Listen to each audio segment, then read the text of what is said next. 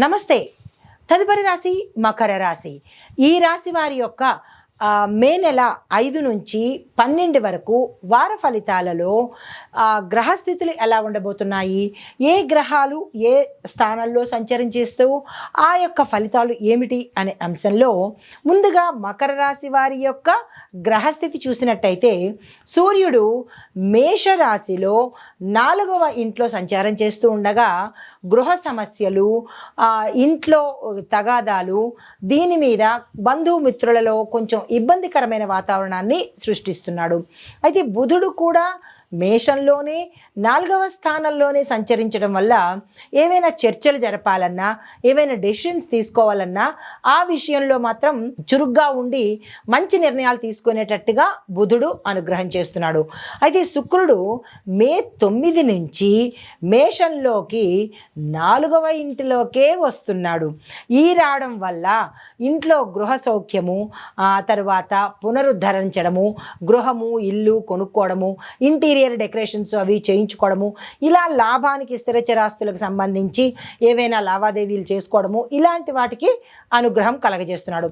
అయితే చంద్రుడు మే 6వ తారీఖున వృషభము, మే 8న మిథునము, వీటిల్లో ఉండడం వల్ల ప్రేమ పనులు, అంటే ఏవైనా కాని పనులు కానీ, లవ్ అండ్ కేర్ విషయంలో కానీ ఇలాంటి వాటిని బ్యాలెన్స్ చేస్తున్నాడు.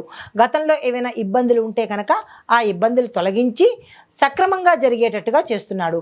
అయితే గురువు వృషభంలో 5వ స్థానంలో సంచారం చేయడం వల్ల సంతానము, విద్య ఇలాంటి వాటిల్లో అదృష్టాన్ని కలగజేయబోతున్నాడు.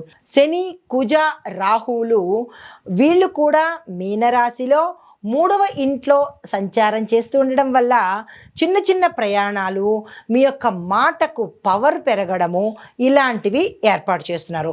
అయితే కేతువు కన్యా రాశిలో ఉంటూ 9వ ఇంట ఉండడం వల్ల ధర్మము, ఆధ్యాత్మికత మీద ఎక్కువగా ఫోకస్ చేసేటట్టుగా గోచరిస్తోంది. అయితే ఈ గ్రహాల విశ్లేషణ చూసినట్టయితే సూర్య, బుధ, శుక్రులు 4వ ఇంట్లో ఉండడం వల్ల ఇంటి వాతావరణము ప్రశాంతంగా ఉండడము, ఇల్లు వాకిళ్ళు కొనుక్కునేటట్టుగాను, ధనపరంగా లాభాలు కలిగేటట్టుగాను, తల్లితో సత్సంబంధాలు కలిగేటట్టుగాను ఇలాంటి వ్యవహారాలు ఇవ్వబోతున్నారు. అయితే గురువు 5వ ఇంట్లో ఉండడం వల్ల సంతాన, విద్యా రంగాల్లోనూ అభివృద్ధి కనబడుతోంది. ప్రేమ సంబంధిత విషయాల్లో కూడా బలపడేటట్టుగా గోచరిస్తోంది. అయితే శని, కుజ, రాహువులు 3వ ఇంట సంచారం చేయడం వల్ల చెత్త మాటలు, చెత్త వారి యొక్క స్నేహము, చెడు సంబంధిత విషయాలలోకి వెళ్ళడము అట్లా అట్రాక్ట్ చేసేటట్టుగా కనిపిస్తోంది. అయినప్పటికీ మీ యొక్క దైవబలం వల్ల వాటిని తిరిగి వాటిని ఎదుర్కొనే స్థాయిలోకి మీరు వెడతారు. అయితే కేతువు 9వ ఇంట్లో ఉండడం వల్ల గురువు వైదిక మార్గము మీద మీకు ఎక్కువగా ఇంట్రెస్ట్ కలగడము, వాటి మీద చర్చలు జరిగే అవకాశం కనబడుతోంది. అయితే వ్యక్తిగత పరిశీలన చేసినట్టయితే కనుక కుటుంబంలో తల్లిదండ్రుల యొక్క ఆరోగ్యం కీలకంగా చూసుకోవాల్సిన పరిస్థితి ఏర్పడుతోంది. ఇల్లు కొనుగోళ్లు చేయడము లేదా అంటే మార్పుల గురించిన ఆలోచనలు మీకు ఈ సమయంలో వస్తాయి. ప్రేమ సంబంధాలు తిరిగి మళ్ళా పునరుద్ధరించుకోవడానికి, గతంలో ఏవైనా ఇబ్బందులు వచ్చి విడిపోయినా చేసినా అవి తిరిగి మళ్ళా పునరుద్ధరించుకోవడానికి ఈ సమయం బాగా ఎక్కువగా ఉంటుంది. మీకు గురువు అనుకూలంగా ఉండబోతున్నాడు. అయితే ఆరోగ్యపరంగా చూసుకున్నట్టయితే కనుక 4వ ఇల్లు ప్రభావంతో హృదయ సంబంధిత సమస్యలు కానీ, రక్తపోటు సమస్యలు కానీ వచ్చే అవకాశం కనబడుతోంది.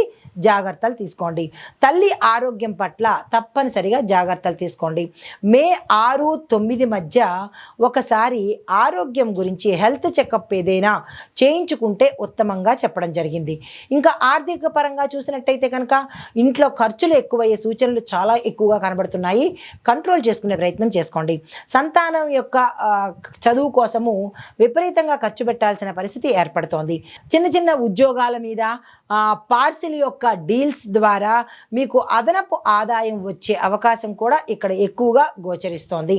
ఉద్యోగ వ్యాపారాలు చూసుకున్నట్టయితే కనుక వృత్తిలో స్థిరంగా ముందుకెళ్లే స్థితి కనపడుతోంది. కమ్యూనికేషన్ రంగం రంగాల్లో ఉన్న వారికి కొత్త కొత్త అవకాశాలు వస్తాయి, అందుకునే ప్రయత్నం చేసుకోండి. వ్యాపారంలో కనుక చూసినట్టయితే చిన్న చిన్న ప్రయాణాల ద్వారా కొన్ని చేంజెస్ రాబోతున్నాయి మీ వ్యాపార సంస్థల్లో, దానికి సంబంధించిన ఏర్పాట్లు చేసుకోండి. అయితే విద్యార్థులకు చూసినట్టయితే కనుక మీ యొక్క 5వ స్థానము చాలా బలంగా ఉండడం వల్ల విద్యల్లో ఉత్తమ ప్రగతిని సాధించడంతో పాటు ఏవైనా ఎగ్జామ్స్ రాస్తే దానిలో సక్సెస్ అయ్యే అవకాశం కూడా కనబడుతోంది. ఆ దిశగా ప్రయత్నం చేసుకోండి. గురువు యొక్క అనుగ్రహం వల్ల పోటీ పరీక్షల్లో సత్ఫలితాలను సాధించే అవకాశం కనబడుతోంది. అయితే మీకు ఓవరాల్గా పరిహారం చెప్పదలిచింది ఏంటంటే సోమవారం రోజు తల్లిదండ్రులకు సేవ చేసుకోండి, తులసి పూజ తప్పనిసరిగా చేసుకోండి. గురువారం రోజు గురు సేవ లేదా గురు సంబంధిత ఆలయ దర్శనం చేసుకున్నట్టయితే కొంత సానుకూలమైన ఫలితాలు పొందుతారు. అయితే మీకు చెప్పదగిన మంత్రము ఓం గుం గురవే నమః. ఈ మంత్రాన్ని సాధ్యమైనంత వరకు ఎన్నిసార్లు జపించగలరో అన్నిసార్లు జపించుకోవడం వల్ల వచ్చే ఫలితము గృహశాంతి కోసము, గృహంలో ఉండే ఇబ్బందులు కానీ ఏదైనా బయట ఇబ్బందులు కానీ తొలగిపోయే అవకాశం గోచరిస్తోంది. ఇది ఈ రాశిలో ఉండే వారికి చెప్పదగిన వార ఫలితాలు, గోచారరీత్యా ఫలితాలు, పరిహారాలు, సూచనలు. నమస్తే.